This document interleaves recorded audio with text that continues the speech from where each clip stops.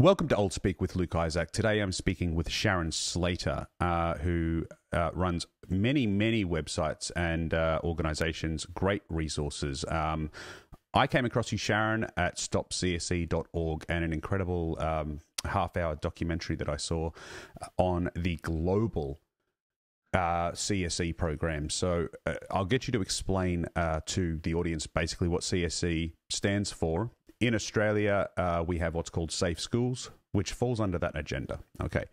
One of the biggest things that has sort of reared its head as those of us who've been researching sort of this same-sex marriage plebiscite that was announced a short while ago, which we're going to the polls now on, we started coming across things like the Safe Schools program. Now, the Safe Schools program was introduced about 4 years ago as an anti-bullying program. And I know you'll have a lot to say about that. Which parent doesn't want to see anti-bullying in their schools? But as children were coming home from a lot of these classes and this source material started leaking, it became apparent it had virtually nothing to do with bullying whatsoever. It was promoting gender theory, transgender pronouns, and the horror of teaching masturbation in classrooms, and on and on and on to very young, otherwise unsexualized individuals, was horrifying.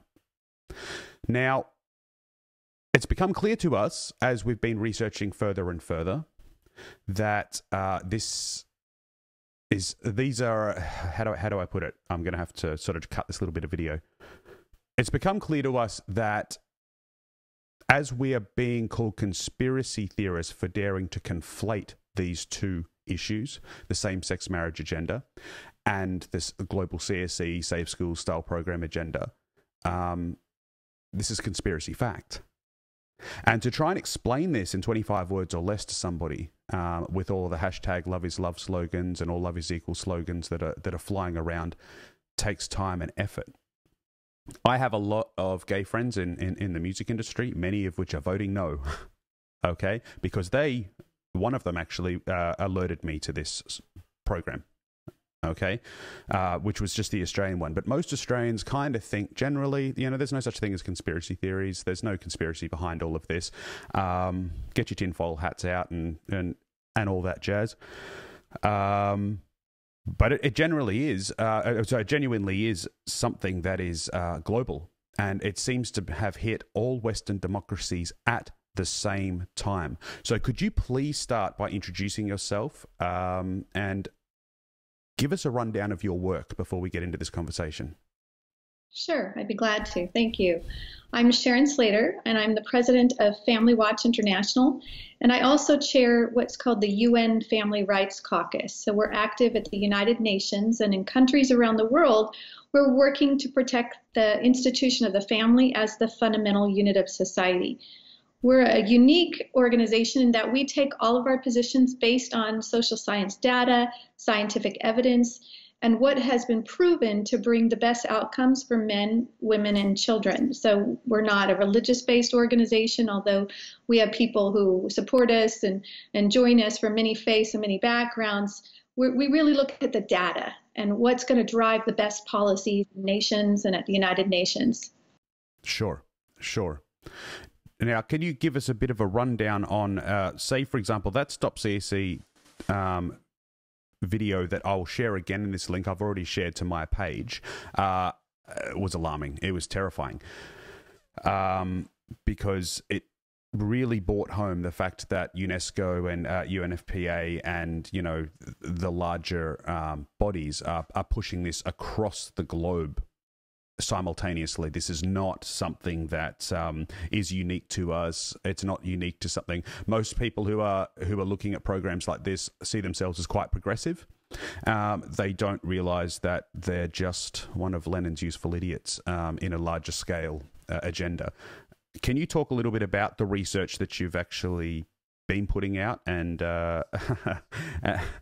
just I guess, tell us we're not just crazy conspiracy theorists. This is a real deal.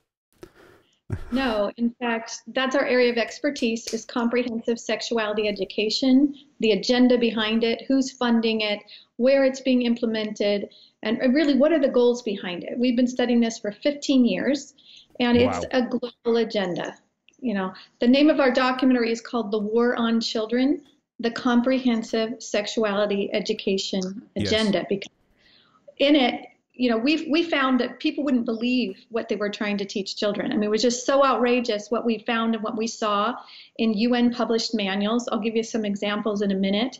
And the manuals that were being pushed across the world, mostly on developed countries. I'm sorry, developing countries from the developing, I'm sorry, the rich Western countries have been pushing this upon the poor nations because they know they can get away with it. Smaller population base, and being snuck in under the guise of things like.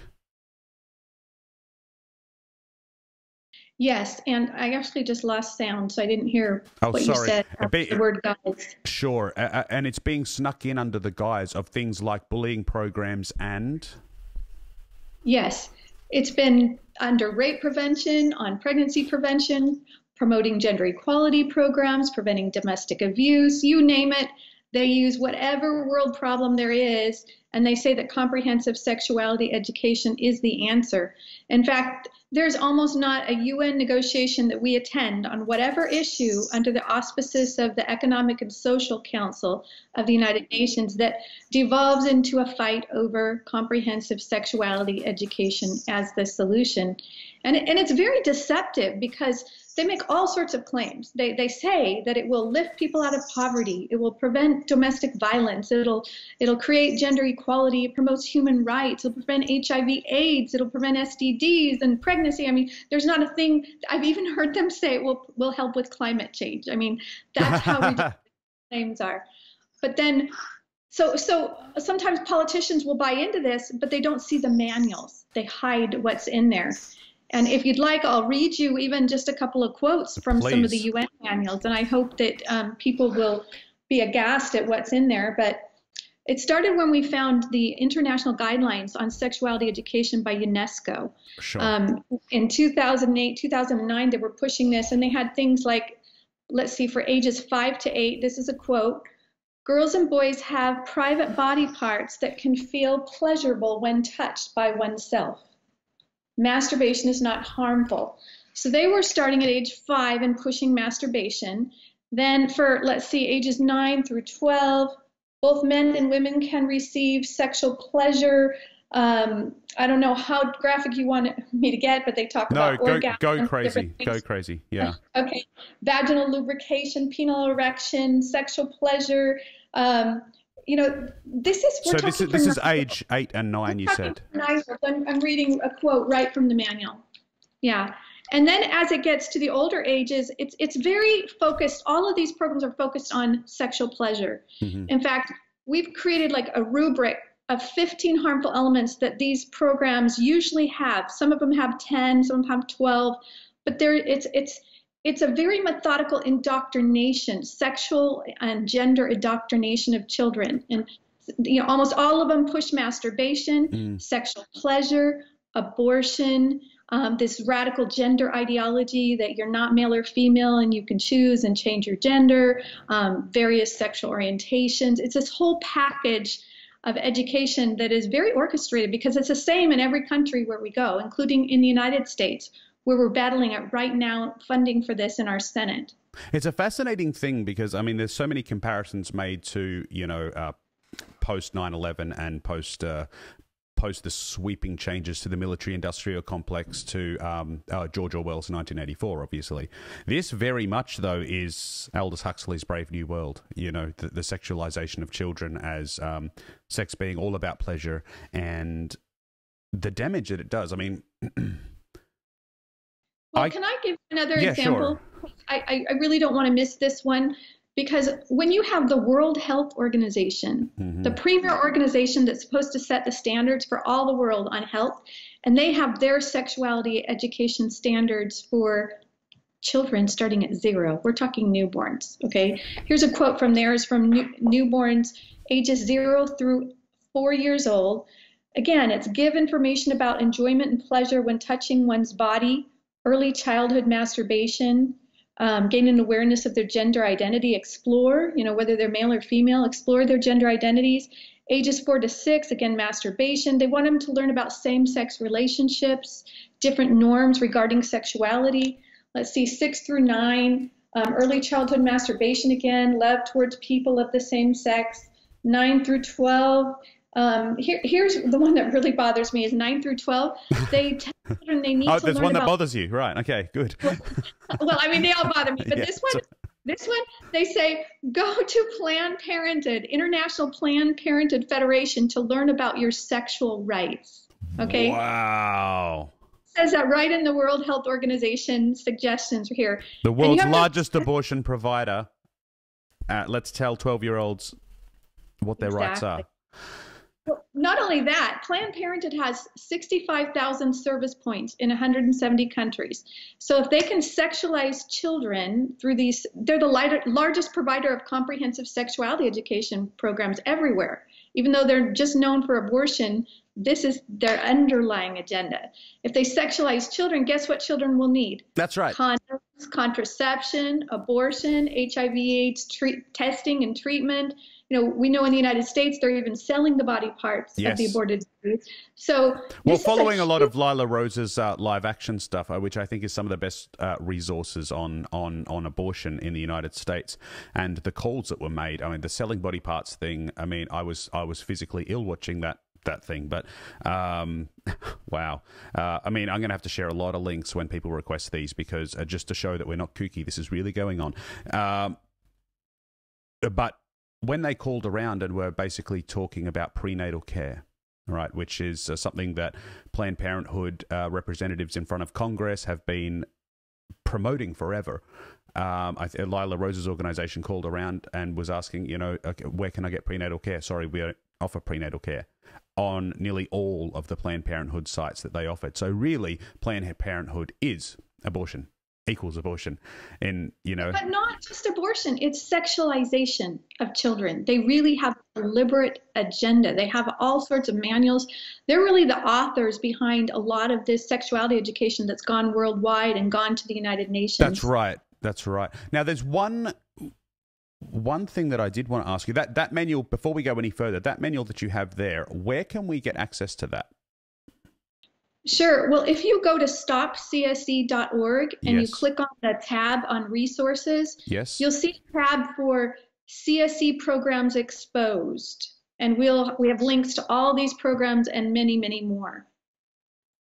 In fact, just, last week I told you I was lobbying on Capitol Hill. Mm-hmm. One of the manuals that just got funding in my own home state of Arizona is something called Making a Difference. And it has a handout that says, what is abstinence, right? How do you express your sexual feelings? And it says things like massage, holding hands, masturbation, anal sex, oral sex, and saying, I like you. This is their idea of abstinence. And these are the kind of programs that our government, that we're fighting right now, we're trying to help the new administration see what's inside these manuals so we can stop them. But these same exact teachings, like I said, we have this rubric of 15 different harmful elements that these programs usually contain. They're going everywhere. We're fighting it in Africa right now in Uganda and Kenya, and it's being fought in Latin America. Australia is not alone in this. This is a global agenda. Yeah, and it makes a whole lot of sense. So when we look at Gary Dowsett, for example, at La Trobe University, who is the head of the department that Ros Ward created this Safe Schools program off the back of, and they got the funding for. In 1982, he had, I think it was, what was it, Boiled Lollies and Band-Aids. He wrote a piece defending and promoting pedophilic love. And it's not until you actually see the mindset of a lot of these ivory tower intellectuals that it just looks bizarre. It just looks sick, and they're just the exception. Right. But when you actually start to identify this pattern, this global pattern, they're only being true to their beliefs and their convictions. Right.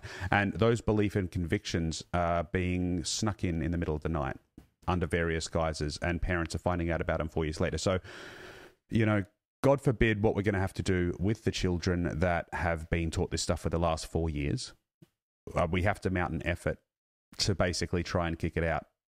Well, let's talk about the results of these programs, right? Yeah, now you had a study on that just came out, right? Okay. We just launched a major study that Family Watch commissioned in the United States of our school-based comprehensive sexuality education programs. These are programs that are, on this, our Health and Human Services website is saying they're evidence-based, okay? They're effective, and they've been proven to be effective in preventing teen pregnancy and so forth. And these are the same studies that the international institutions cite to, from UNESCO to UNFPA. We see all these quotes that says that comprehensive sexuality education is effective and abstinence education is ineffective. But we looked at the same studies, had some of the top experts go through all of them, and they actually showed the opposite. They showed that none of them were able to produce a sustained effect on preventing pregnancy, preventing STDs, increasing abstinence, or increasing consistent condom use. Utter failure across the board. Yet these programs are being touted everywhere and cited to internationally as the evidence of why comprehensive sexuality education must be adopted everywhere in the world. Okay. Now, to actually get access to that study, that's at sexedreport.com. Is that correct? Yeah. Make sure you put an ed there, or else you won't get to a very good site. So sex ed. Sex ed report. Yes. Yes. SEXED report. Yes. Report. And also, to get to the documentary exposing all of this, we just got a new URL that's a little bit easier. It's waronchildren.org. waronchildren.org, because this document has been used in multiple countries. It's been translated in lots of languages at the request of people in their own countries saying we need this, and it's caused people to march on their capitals when they find out really what's inside this curriculum and how it's sexualizing their children. This is an amazing thing because at last census we had 1,300 Australians identify as other. Okay, that was a 2016 survey. Not male or female, but outside the binary. And we can talk a lot about gender dysphoria, which we don't necessarily have to do right here, but for the sake of the other, for the sake of the rest of the population. Can we talk about it for a moment? Yeah, sure. Go. For the sake of the rest of the entire population. Like, it's already a hard pill to swallow when we're watching, so between 1.8 and 2.2% of our population who identify as LGBTQI, the whole collective, that mass sweeping reforms for the rest, like which touch free speech, which touch our education agendas and all of that, these mass sweeping reforms from a loud minority, and I say that with respect, could affect the other 98%. Now, when we're talking about 1,300 people who identify as other, what are we doing? What's the end goal? What's the point? And where's this coming from? I mean, these are real questions we have. Yeah, I would love to talk about this for a minute, because first of all, usually we put it between, okay, here's 99.9% of the population, and here's 0.00 of the population that's dealing with gender dysphoria or transgender identities. And we say, we shouldn't let this small population affect, the rest of us in negative ways. But my position is that these very policies that this small minority is asking for hurts them in major ways. It hurts the children. Of course. You have the American College of Pediatricians, Dr. Michelle Cortella, who's been very vocal. You can look it up, making statements about how this is child abuse. That's right. By telling a child that they are not their biological sex, that they can choose to be the opposite sex and be affirmed in this. Gender dysphoria is a mental disorder. If it affects a person to the effect that they need their body parts, surgically removed, or they can't function, or they want to commit suicide because they really want to be the other gender, this is a mental disorder. And they found that 80 to 90% of these children who have these feelings when they're young, if you leave them alone and you don't affirm them and push them like these programs do, they will actually accept their biological gender as they're older. So pushing them down this road with potential genital mutilation surgeries, cross hormones that can make them infertile for life, we need to advocate for that small minority of the population who are getting false information, and especially children who are being pushed down the route through these comprehensive sexuality education programs that are really trying to brainwash all the children in the classroom and say, there is no such thing as biological sex or male or female. You know, we've got a list now that you can find a master list of 100 genders. I mean, how do you make policy around 100 genders? Well, there was one paper that came out of Toronto, actually, and it had 3,600 genders on it, you know, and it hasn't been accepted. But this is how crazy this has got. And the irony is this wasn't headline news until a couple of years ago. This wasn't something that, this wasn't in the national conversation. There's an orchestrated push, right, in all the schools through all this education. And today, in fact, George Soros tweeted an article about this where you can see it's his agenda. You know, he's funding a lot of these entities across the world. And he openly says in this new article, well, it's that he tweeted, you know, that he's really upset about these pesky people who are stopping his gender ideology agenda and saying that males are males and females are females. Yeah, look, every time we bring up that wonderful name, along with a few others in conversations, we have to say openly, I have no plans to commit suicide. Okay, so but let's talk about, so you might want to engage in that as well. Mr. Soros is a fascinating character who keeps popping up everywhere where these things are happening. So Cassie J's The Red Pill, I don't know if you ever got to see that film. She came over here to do a tour and was treated worse than any other country, including Canada, that she tried to show this film in. Okay, and a lot of the organizations behind these polls and behind this propaganda is an organization called Get Up. Now, Get Up is in large part funded by Open Society, which we know is George Soros' foundation. Again, he had his leg in the Irish same-sex marriage campaign. We've seen his agenda, his Open Society agenda, on all of these so-called progressive issues, Antifa, Black Lives Matter. It doesn't, and it's crazy. And you basically have to encourage people to please go have a look for yourself. Go have a look for yourself, because I just sound kooky actually trying to tell you this, right? But you know, when people used to say George Soros, the richest man in the world, is funding all this stuff, really, I thought they were crazy. Yeah. Until my name and my organization appeared on a report by his foundation that his foundation funded. It's called, you can look it up on, it's Rights at Risk. Yep, Rights at Risk. He identified our organization as one of 7 organizations that's stopping their global sexual rights agenda, and lists all the times we spoke out against comprehensive sexuality education. So now I'm a believer. Now I know that he really is behind this. He's put my name and there's all sorts of pages on me and my organization. And all we're doing is promoting the family. Mm-hmm. We're promoting family-based solutions to world problems.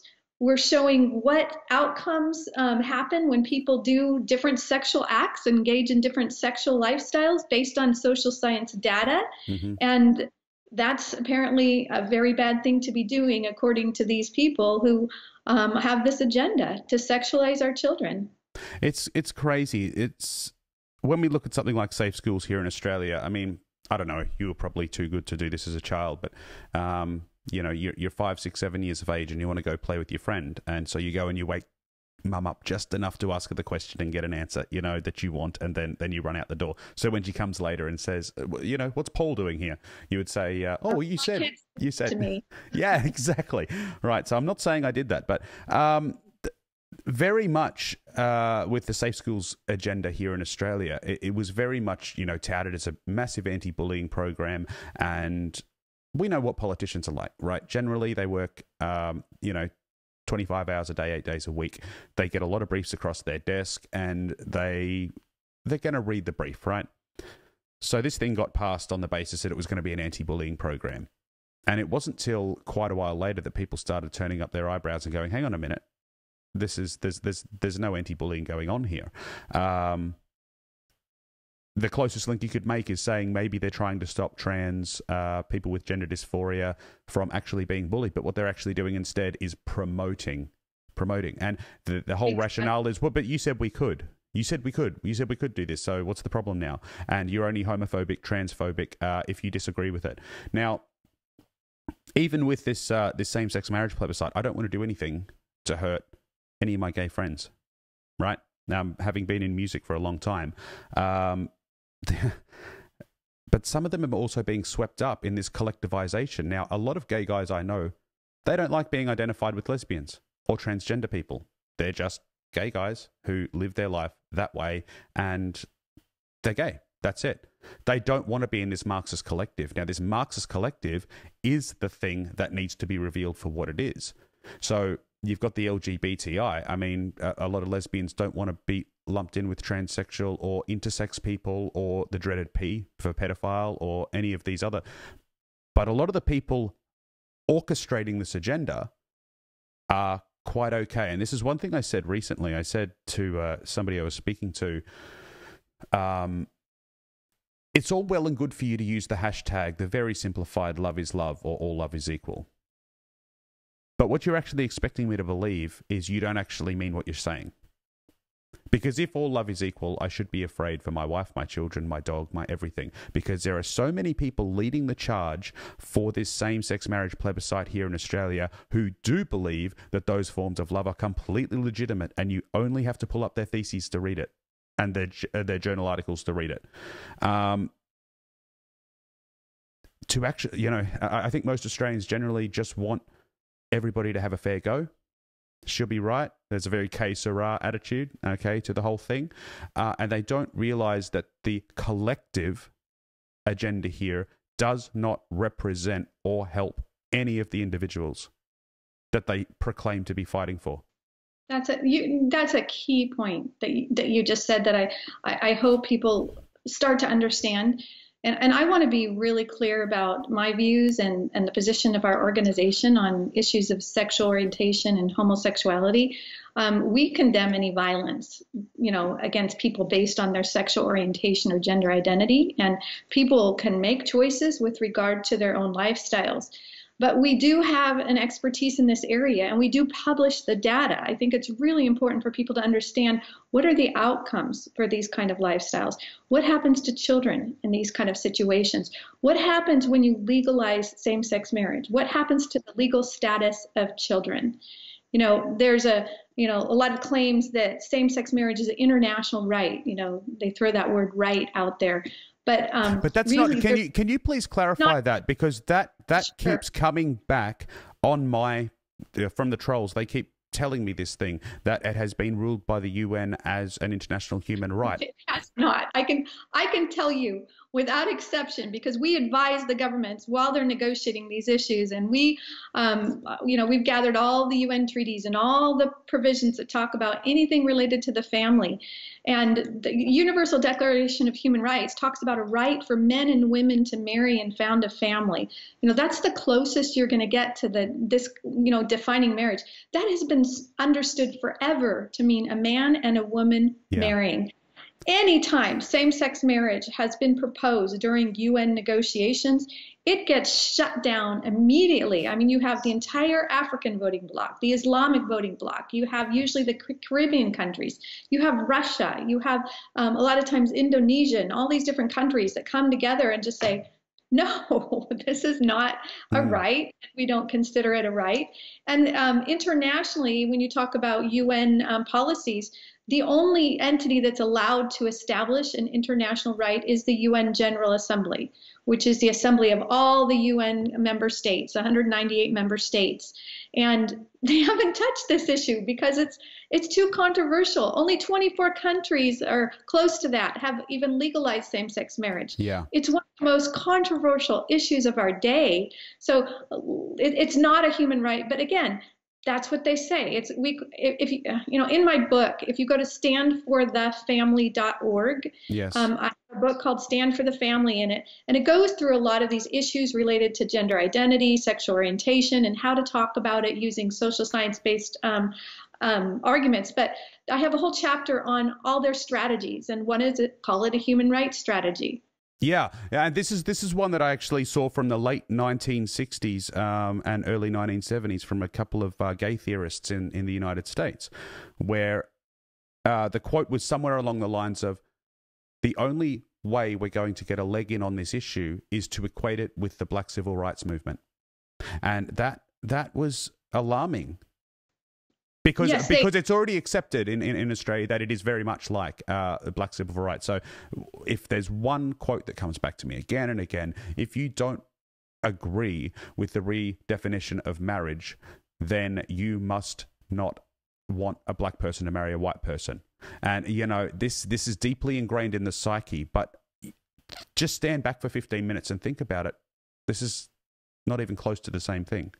Well, it's not even logical. And so I've been attacked a lot globally for my position on marriage. I can imagine. You know, getting back to the UN treaties, what the UN treaties do say, for example, the UN Convention on the Rights of the Child says that a child has the right to know and be cared for by their parents. Okay? When you legalize same-sex marriage, you are legalizing a union that when they bring children into it, because they always will, because you can't say, yeah, you can marry, but you can't have children. You are deliberately establishing a family that will leave a child either motherless or fatherless.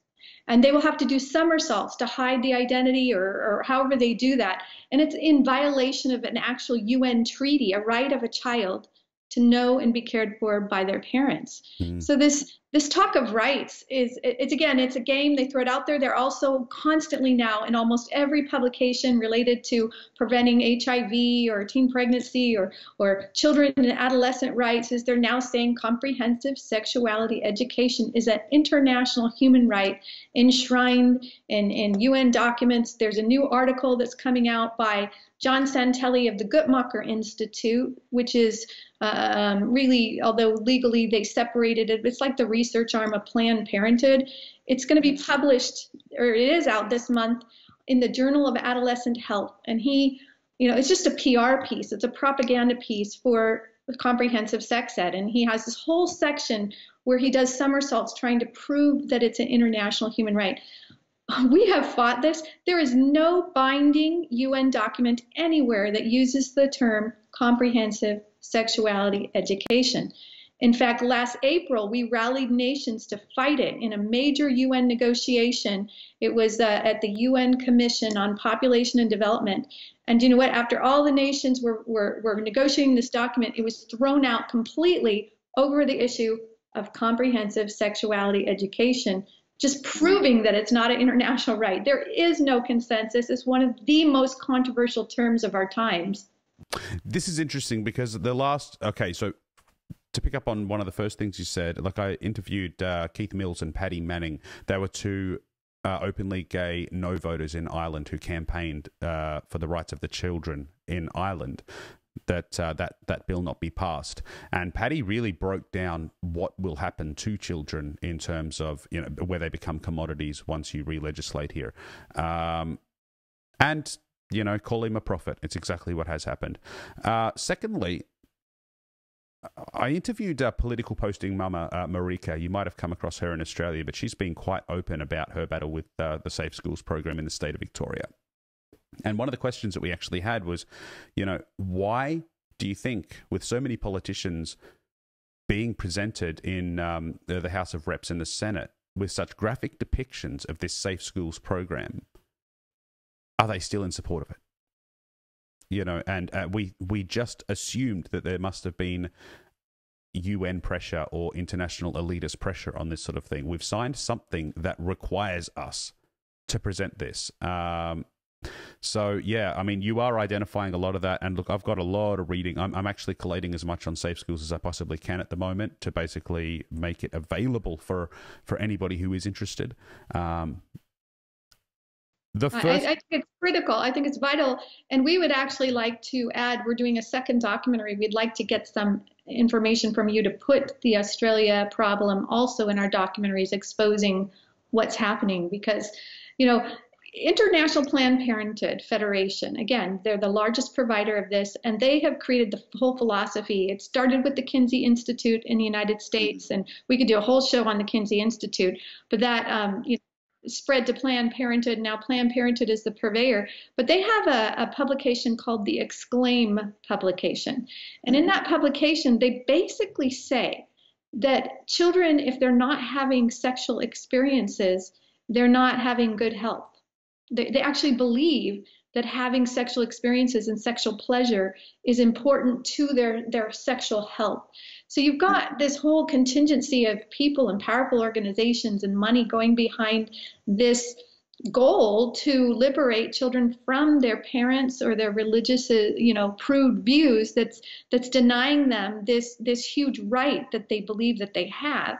And because you have some UN documents like the UN Convention on the Rights of the Child that says that children have a right to privacy and confidentiality, they take those and they say, so we have a right under the right to education and the right to health, because they have to be having good, pleasurable experiences to have health. We have a right to access your children and not tell you what they're doing. And these rights trump parental rights that you may think that you have. So we usually fight this with other UN rights, or, established rights, like in the Universal Declaration of Human Rights. It also says that parents have a prior right to control the education of their children. This is a real established right, where they're taking these other rights, pretending like they're rights, and trying to pass them off as rights. The cherry picking, yeah. So a child is not generally sexualized between the ages of 11 to 14, and this stuff is in there right early, as you said, from the day of birth. It's I really need to read that report inside out with probably a tub of Mylanta, but it's terrifying. It really is terrifying. Now, I remember I was about 8 years of age, and a certain op shop I used to go to, I mentioned to Marika, a man in his 60s who was always very kind to me, came up to me and he would always give me free comic books and things like that, till one day he said, do you like video games? Do you like to waggle your joystick? Do you like... And he was very suggestive to me. I was about 8. And, it took me, I grew up in a very open family, and it still took me about 30 seconds to figure out what he was talking about. But to be invited around to his place to play video games and all of that sort of stuff at that age, most parents in Australia are going to go, that's horrifying, that's disgusting. But when you've got these same people in the classroom, unbeknownst to you as a parent, basically talking about masturbation and teaching you to masturbate, teaching you all manner of evil, in my opinion. You're grooming them for sexual predators. You're grooming them for trafficking. You're grooming them for unsuccessful future relationships and marriages. I mean, we have all the data that shows that if children start to become sexually active at an early age, they're much less likely to do well in school, finish their education. They're more likely to have depression and suicide. They're more likely to, have alcohol and drug abuse. They're less likely to be able to sustain a healthy marriage if they've been sexualized with multiple partners early on. You're much likely to have divorce. You can take all this and you can quantify it and put it into the cost to government. It really is that almost Disneyfied agenda of teen dating that really, when you stand back and look at the data, it's not training children for marriage, this faux romance. It's training children for divorce, to be almost narcissistic or sociopathic about breakup, which is just such a heartbreaking thing. You know what I mean? But look, you also have to think about the development of the child's brain. That's right. Okay. A child's brain is not formally formed until the early 20s.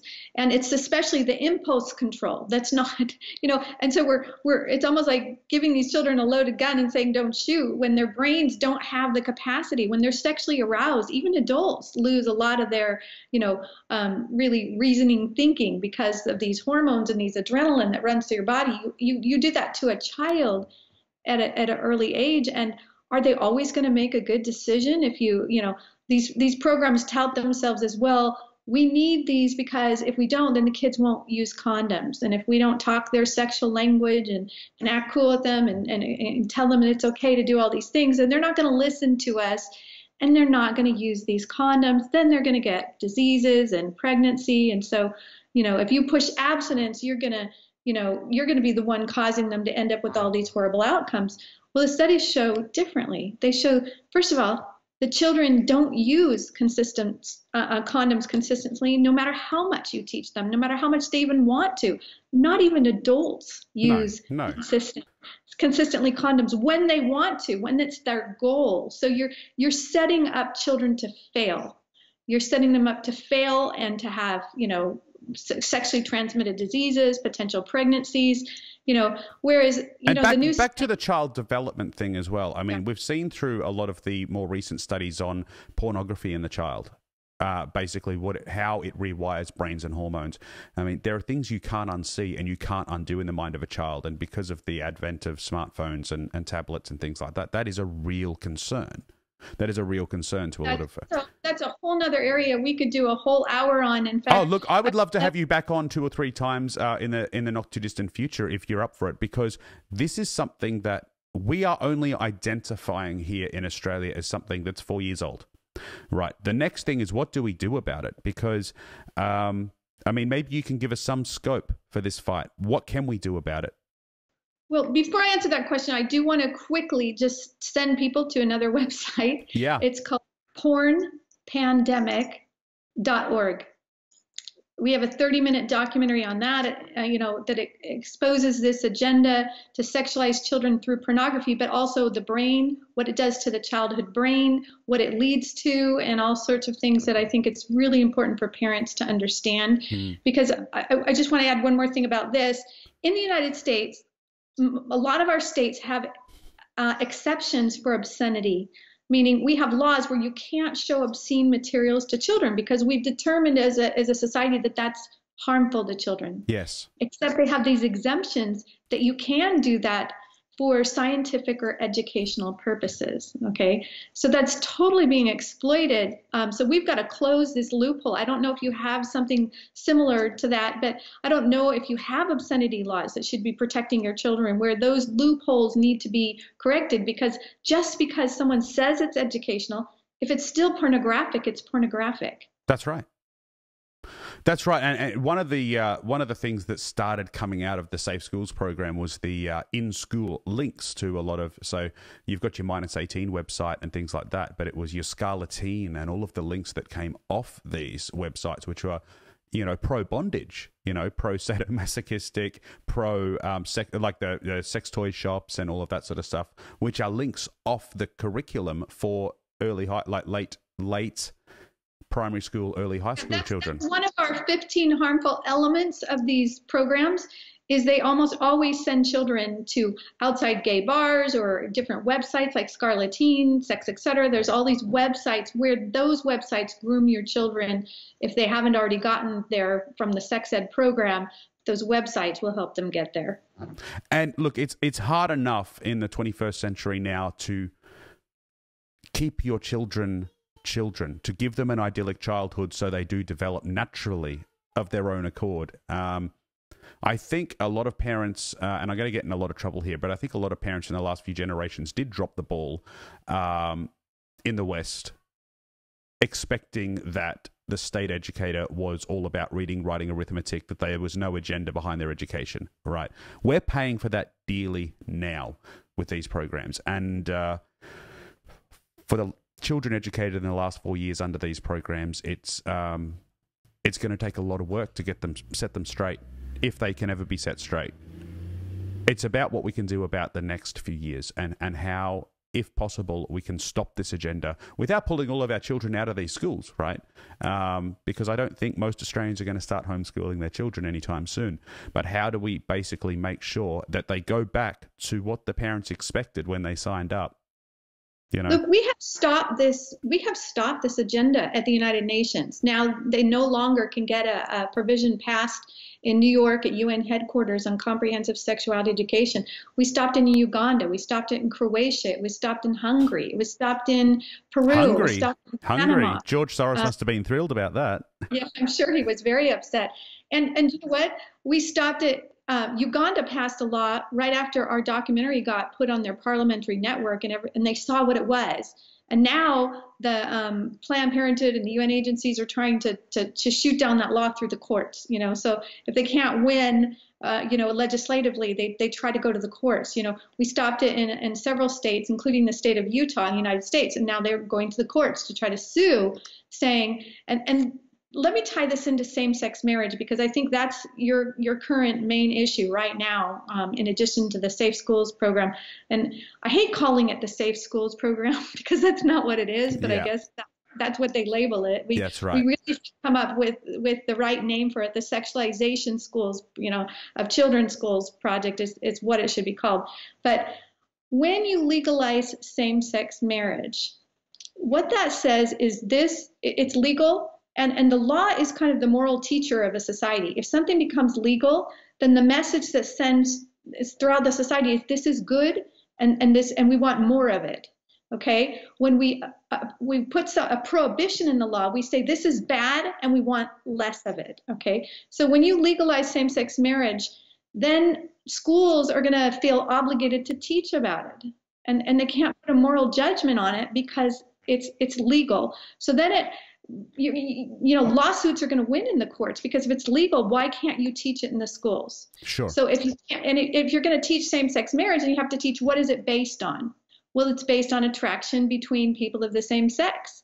Well, what's that? And then you have to go into the sexual things, and then it devolves until you've got mandated comprehensive sexuality education, where you're going to have to get into the details and the mechanics of heterosexual sex versus homosexual sex, and it's a slippery slope. You can't legalize same-sex marriage without bringing on this whole agenda, step by step, incrementally coming through your societies and coming through your schools.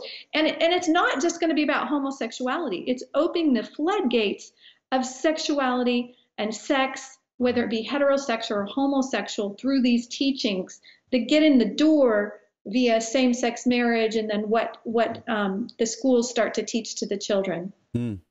Yeah, look, a lot of the peer-centered learning and a lot of the agendas that have snuck quite a few things into the brains of the millennials, which I am one, was quite destructive. And I think for me, like, I could ask my parents anything at any time and they would give me an answer. I'm sure it was always age appropriate, but sex, drugs, and rock and roll were always on the table in my household, right?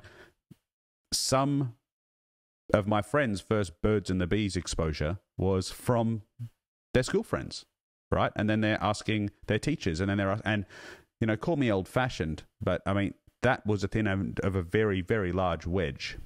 And when parents can sort of back away from their responsibility to answer any of the yucky questions, look, I think it's time that Australians basically stand up and go, hey, no, it's actually time to start answering these questions from a point of conscience, from a point of reality, not from a point of an agenda. And the people who are pushing these programs have an agenda, which is only just starting to become clear to us. I mean, you've been researching this for 15 years. Nothing would surprise you anymore. But I guarantee you, the moment I set this interview live, it's going to probably bowl a few people over who had no idea that this was anything but an exception or an exceptional case here in Australia. So, well, but Australia is not alone in not understanding this agenda, because it is deceptive. It's done secretly under the guise of confidentiality or privacy for children, and that's why it's so insidious. That's why we made the documentary, because people have been shocked across the world when they watch the documentary, and the first reaction is, oh, well, that's somewhere else. And then they go out, and we ask them to go to the Planned Parenthood entities, go into their schools, look at the curriculum. Don't look at just the sample lesson that they say that they're going to show you, but actually get the manual. And they are horrified. I mean, this happened in Africa. For example, there's a program in our documentary called The World Starts With Me. And when I first started showing it to African diplomats, they were like, oh, Africa, we're against this. We would never allow this. I'm sure it's not in our schools. And I said, well, it's in Kenya, it's in Uganda, they're like, no. And then they found it. They went out in their communities, and in Uganda especially, they gathered up all the manuals, and I think they're going to do a burning of them. They were horrified by what the children were getting without them knowing at all. And this is happening everywhere. So Australians are not the only ones. I'm trying to raise a voice now in my own country, in the United States. Most people in the United States have no idea that this is being funded, that this is what the children are being taught. And I also want to be really clear here. We're not against sex education. Children need to learn the facts of life, relationship skills. They need to prepare themselves.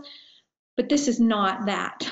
No. This is something completely different. And your point that you just brought up about parents need to teach their children about wholesome sexuality. They need to teach their children at an early age that, we have different body parts and here are the names, and that there's, sexual relations between men and women, that this is a wonderful thing. It's a beautiful thing. It can bring children into the world. And it's probably the most important aspect about us. And so therefore we need to protect it, and we need to safeguard it, and we need to save it for the right time and the right place.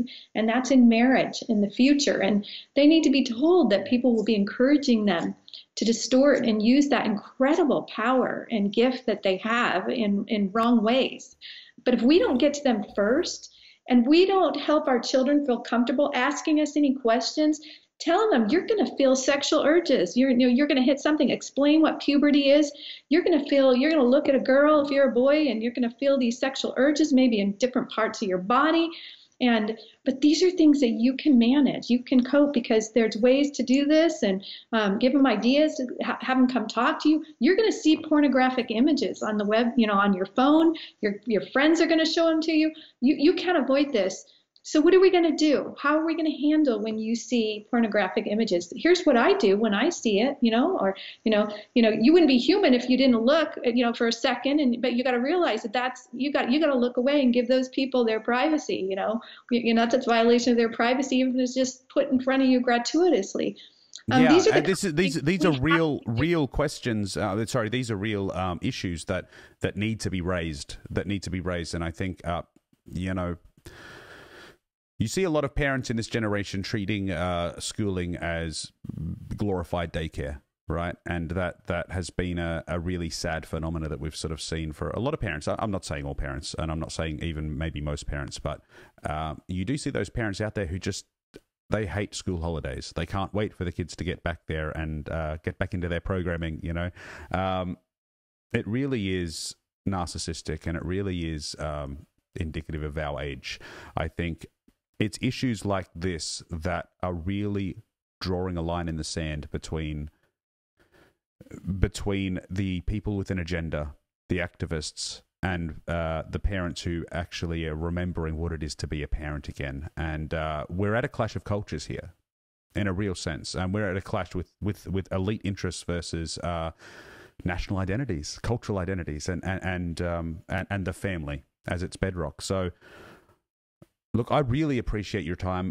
There is so much. Look, all of these links that you have given me, I'm going to drop under the video. The best way for people to reach out to you, obviously, is at stopcsc.org or War on Children, one of these websites. Probably the best one is I would really strongly recommend that everybody listening go to familywatchinternational.org. Sure. And sign up for our free newsletter. There's a sign-up sheet, sign our petition to protect the family, and you'll get on our list. Yes. But then you get our updates on what's happening on all these issues around the world. When there's fights at the United Nations, sometimes we'll even tell you what your Australian delegation is supporting or not supporting. Yes. Because your government has not been supporting good things at the United Nations on a lot of these issues. And I truly believe that if Australians even knew, most people have no idea what their governments are doing there, that your positions would likely change. Yeah, Australia has a phenomena, tall poppy syndrome, we're famous for, okay? And that tall poppy syndrome has, I think, sadly, created an apathy in what the politicians really say and do. We'll complain about them, we'll tear them down, but we've genuinely let them just get about their business for the last couple of generations with impunity. And I think a lot of the signings of these treaties are terrifying. Their consequences are terrifying, and we need to start waking up now. Now, we're just beginning this. We are starting to collate as much information as possible. There are many of us in Australia at the moment who are just aware of what's going on with Safe Schools. We're trying to get as much of it together, collated in a Dropbox, which we're happy to give you access to for your next project. There are people here who will definitely be willing to speak to you about our Safe Schools program and agenda. You're probably going to tell them the roots better than they know themselves, which is great. But when it comes to round 2, which is actually fighting this, I hope you come back on and we can actually, once our head stops spinning and we start getting a bit of grounding as to where we really stand on this thing, come back on and talk about how we fight this. really, what's next? Because when people are red-pilled on an issue, like I've been red-pilled on a few issues, it takes you a moment to get your bearings again. It can be quite a depressive process, right? And you know, the first massive red pill I had was in 2006, and I swear I had a good 6 months depression after it until I got myself together, because it was such a fundamental issue to my understanding of something that, wow, everything I knew must have been wrong. And it's happened a few times since then, and you know, gradually it takes less and less time, and you get less and less surprised that you were wrong. But after Australians sort of get themselves together a little bit, and our little groups get themselves together a little bit, we're going to come back to you and we're going to say, how did you do it? How did you stop this at the UN level? Because, yeah. Can I just tell you just one simple step? Sure, please. For doing this? It's show people the curriculum. Show people the curriculum. That's the way we win it. We read quotes from the exact curriculum, and the majority of the people in the world have good hearts. Yeah. The majority of the people don't want their children having sexual relations. They get this, right? It's really a small minority. And, you know, you talked about how this can depress you, and, you know, I should be super depressed. I mean, I go through these manuals all across the world, and, you know, we're fighting this agenda, but I am super optimistic and I am super energized because I meet good people all around the world. There are so many millions of good people fighting this agenda that care about it, and we just got to make it millions more. It's just a matter of raising awareness and helping people who've kind of had their head in the sand, you know, lift up their head, read that curriculum, and say, over my dead body are you going to sexualize my child? This is I believe, the most important issue of our day. It's the protection of the health and the innocence of children. I believe there is no better cause. Look, Sharon, thank you so much for coming on. I'll be dropping your links below. Thank you so much for at least giving us the ABCs of this fight. This is a 15-year struggle for you. We're just joining the team now, right? And those of us who want to fight are going to be reaching out to you and looking at your resources. That report that you were reading from before is probably going to be first off the rank for me and probably many of my viewers. We're going to have a look at this stuff sincerely. But again, thank you so much for coming on and giving us the ABCs and the 1, 2, 3s. We've got a lot of work to do. No, thank you for all you're doing, and good luck, and bless Australia in this effort. Thank you so much. Okay, thanks.